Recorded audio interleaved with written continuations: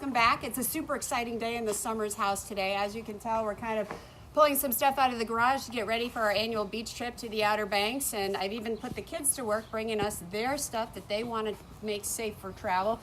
Here comes Grace with her favorite blue boogie board. That is hers, do not touch it. Grace, what are you most excited to do on vacation?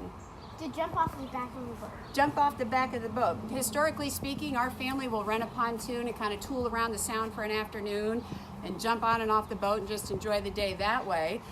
Here comes Alex with his boogie board.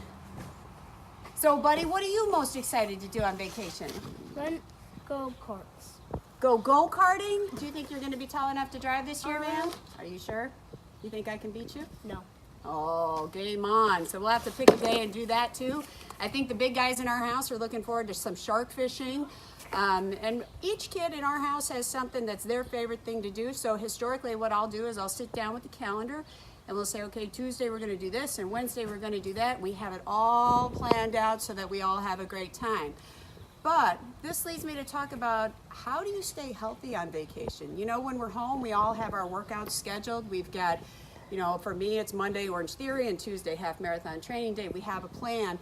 When we leave our house, I think a lot of times our fitness kind of falls apart. So what I'm going to challenge you to do is when you are going on vacation, I think it's really important to sit down with that calendar for that week and plan out your workouts just like you would all the fun stuff that you want to do. In fact, that's what I have to do or I jump the rails completely and fall off track. So that's one tip. But I think the bigger thing we want to talk about with vacation is food.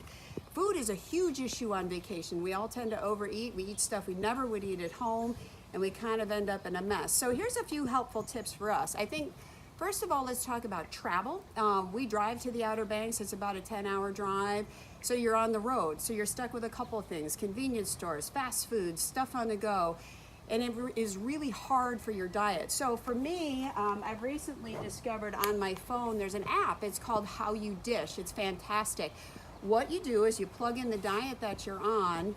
It picks up your location, and automatically when you open it, it tells you all the restaurants within a close radius that have exactly what you need to stay on track. So I think that's super helpful when you're talking about dinners out, you're talking about being on the road. Day to day though, we look to this guy right here, this cooler.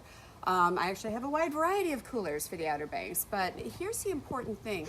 When you're talking about being on the beach, you're talking about going somewhere, it's really important to take your healthy snacks and bring them with you. There's really no reason to eat a lot of junk on the beach because you're stuck with the concession stand. So be thinking about that too, and I think the most important thing for me to stay on track is we tend to rent a place to stay with a kitchen.